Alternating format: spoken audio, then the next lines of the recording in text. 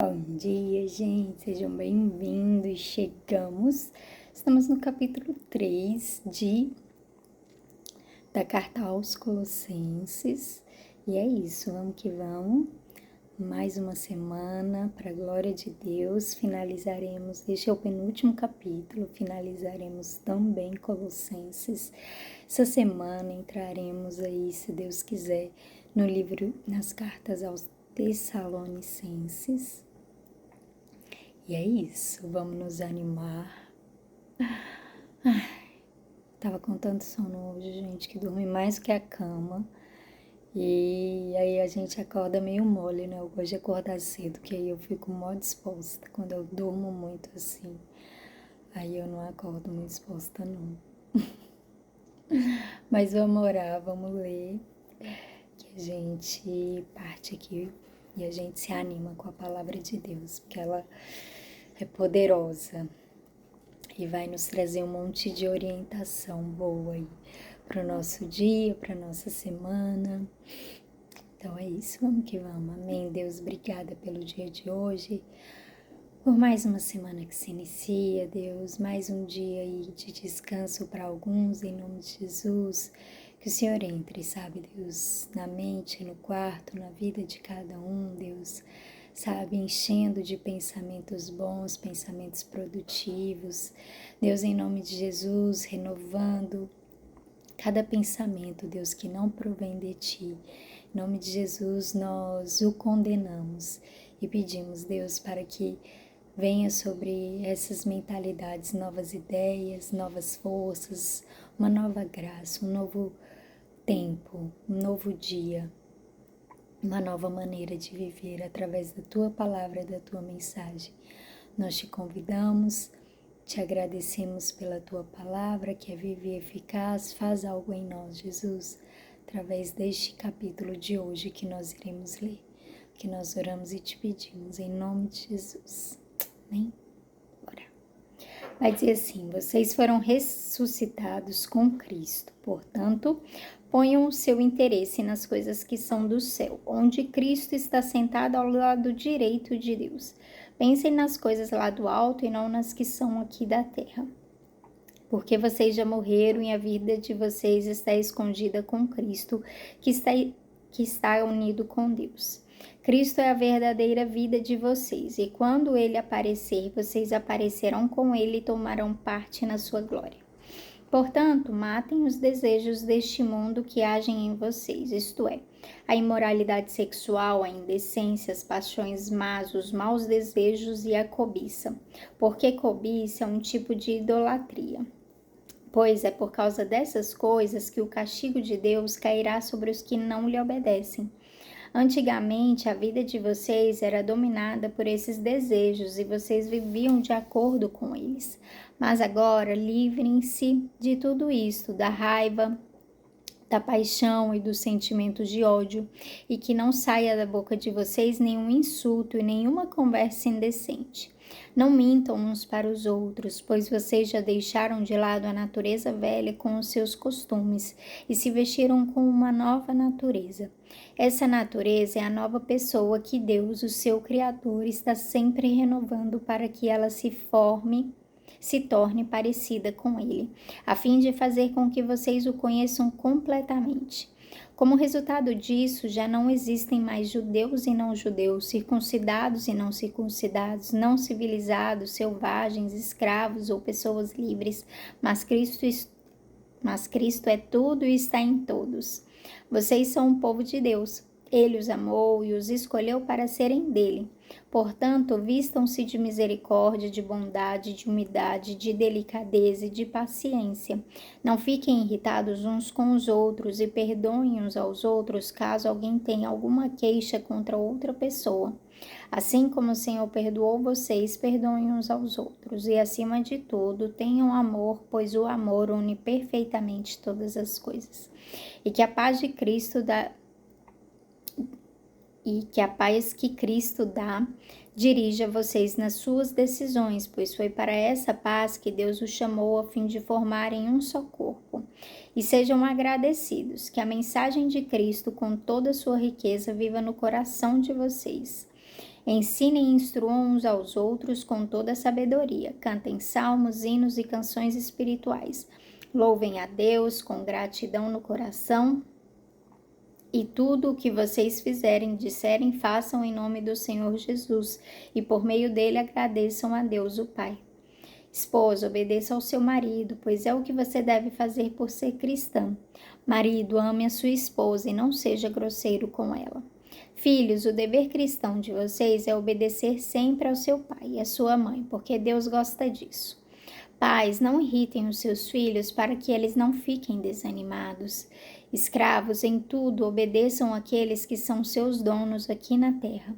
Não obedeçam só quando eles estiverem vendo vocês, procurando com isso conseguir a aprovação deles, mas obedeçam com sinceridade por causa do temor que vocês têm pelo Senhor.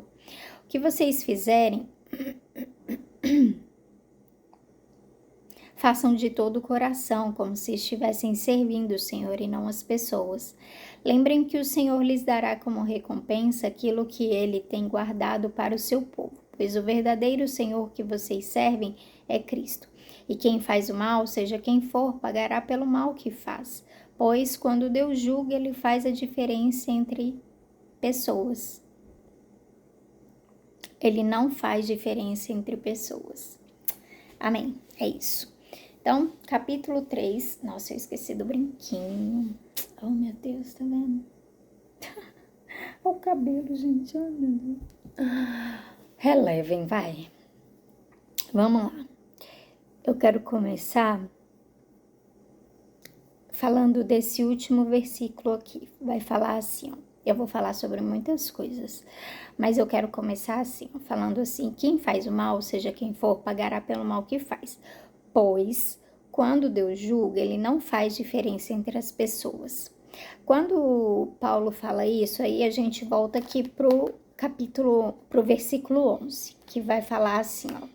Como resultado disso, já não existe mais judeus e não judeus, circuncidados e não circuncidados, não civilizados, selvagens, escravos, pessoas livres, mas Cristo é tudo e está em todos. Esse versículo 11, ele fala bem ali no meio das orientações que ele está dando para as pessoas serem e o que não serem, o que fazerem e o que não fazerem. Como eu disse, a palavra de Deus, ela nos instrui em tudo. E aí, e vai falar, né, que Cristo está em nós.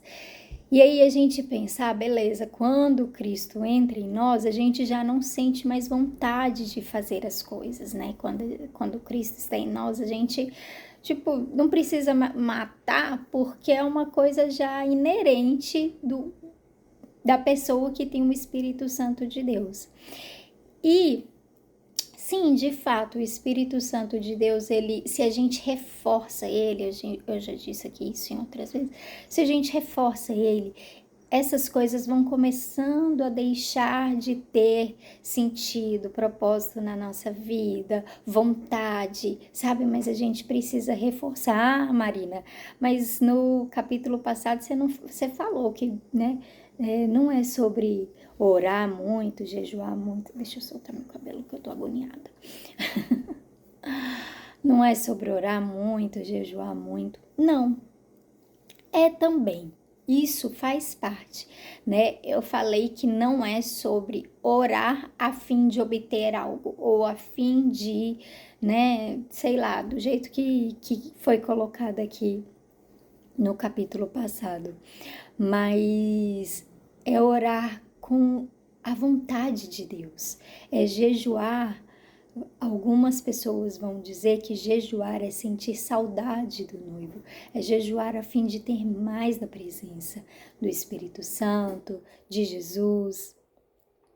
E aí é isso, enquanto você reforça o seu espírito, sim, com essa disciplina espiritual, mas também cumpre isso daqui, e no versículo 5, Paulo vai falar: matem os desejos deste mundo. Sabe, Paulo vai falar, você precisa resistir isso. Você precisa matar isso em você, o que opera em você hoje, sabe? E aí ele vai falar aqui sobre um bocado de coisa. E ele não colocou uns como piores, outro como os piores. Ele colocou a imoralidade sexual junto com a raiva. Talvez você não tenha, você já é casado, então você é puro, né? Virgem, tem esperado aí. Esse não seja talvez um problema para você, mas o problema seja uma raiva, seja enfim, vamos lá, vamos ler aqui um pouco sobre isso. Matem os desejos desse mundo que agem em vocês, isto é, a imoralidade sexual. E aí a imoralidade sexual no hebraico, a gente nem precisa do hebraico para saber o que é uma imoralidade sexual. Qualquer coisa que fuja do normal, do normal é imoralidade sexual. Mas eu anotei aqui o que quer dizer no hebraico, que a palavra lá é porneia, e vai dizer relação sexual ilícita, adultério, fornicação, homossexualidade, lesbianismo, relação sexual com animais, com parentes próximos, com homem ou mulher divorciado. Isso tudo, então, tá dentro ali de imoralidade sexual. Então, sabe, qualquer coisa que fuja assim, aí vai falar em seguida, indecência. Qualquer coisa que fuja do padrão. Mais para frente, Paulo vai dar instruções, eu acho que a Timóteo e a Tito, de como as mulheres devem se vestir, de como as pessoas devem se comportar, sabe? São coisas que precisou ser falada. E hoje em dia precisa ainda mais, né? Enfim, continuando, então vai falar ali sobre as paixões más. E ele não fala, uma coisa que eu anotei que eu acho interessante trazer aqui, ele não fala sobre você ter paixão, você ser apaixonado, né? Mas fala sobre as paixões más, as más paixões. O que é isso, Marina? Sei. Sei, mas muito provavelmente o espírito vai te convencer se você estiver apaixonado tiver com alguma paixão má. Os maus desejos, cobiça, e vai falar que a cobiça, né, o desejo daquilo que é do outro, é um tipo de idolatria. E é isso. E vai falar, pois é por causa dessas coisas que o castigo de Deus cairá sobre os que não lhe obedecem. Antigamente a vida de vocês era dominada por esses desejos e vocês viviam de acordo com eles. Mas agora, livrem-se disso, da raiva, da paixão, dos sentimentos de ódio, que não saia da boca de vocês nenhum insulto, nenhuma conversa indecente. A gente já falou sobre isso aqui também. Não mintam uns para os outros, pois vocês já deixaram de lado a natureza velha com os seus costumes. Se vistam com essa nova natureza. Tá, e agora eu quero ir lá pro... Uns com os outros, perdoem. Eu quero ir lá pro versículo 18 em diante, que vai dizer, né, sobre a esposa e o marido, mas eu quero focar aqui nesse dos filhos, que eu acho interessante. Tanto os filhos quanto os pais. Vai dizer, filhos, o dever cristão de vocês é obedecer sempre ao seu pai e à sua mãe, porque Deus gosta disso. Pais, não irritem os seus filhos para que eles não fiquem desanimados. E aí, gente, essa questão dos filhos, né? A gente sabe que esse é um mandamento com promessa, sabe? Honrar pai e mãe, obedecer tá dentro aí deste honrar, né? Mas, quando eu li essa parte, pai, não irritem os seus filhos para que eles não fiquem desanimados, eu fui procurar a palavra desanimados, né? Para saber, assim, como assim, o que Paulo estava querendo dizer. E aí, vai falar assim, ó. A autoridade, né? Eu procurei a exegese de todo esse versículo e aí vai falar assim: a autoridade parental não deve ser exercida de maneira opressora ou abusiva. A desmotivação dos filhos pode provocar repercussão grave, não apenas em sua relação com os pais, mas em sua vida espiritual e social. Portanto, essa passagem nos convida a refletir sobre a maneira como influenciamos e moldamos a vida dos nossos filhos, sempre buscando nutrir sua autoestima e amor próprio, evitando a crítica destrutiva e promovendo um lar de paz e encorajamento. Então aqui Paulo está nos orientando, tá mostrando ali como criar um filho, né? Como fazer ele te obedecer, sabe? Não é de maneira opressora, abusiva, sabe? A palavra de Deus sim vai falar ali que vez ou outra, esses dias eu li em Provérbios, vez ou outra é sim bom dar umas palmadas, corrigir ali da melhor maneira. Mas, sabe, eu tenho ouvido tantas histórias antigas. São pessoas que cresceram incríveis, são pessoas assim que cresceram com uma integridade, com um caráter muito bom, né? Esses filhos de pessoas mais velhos. E eles foram muito abusados, muito assim, foi de forma opressora, foi com essa agressividade até mesmo, né? Eu ouço muitas pessoas falando sobre esse tipo de agressividade que os pais lhe tratavam, sabe? Que quando fala, eles até choram, eles até tipo, sabe quando engasga assim? Mas essas pessoas têm traumas irreparáveis. Replicam na vida adulta? Replicam não, né? Eles fazem de tudo para não replicar, mas dentro de si ficaram danos irreparáveis. Entende? E aí Paulo está instruindo isso, e isso,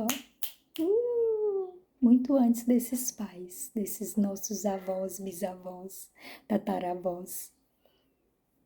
Ele falou: não faça isso com seus filhos, sabe? Não faça de maneira opressora, abusiva.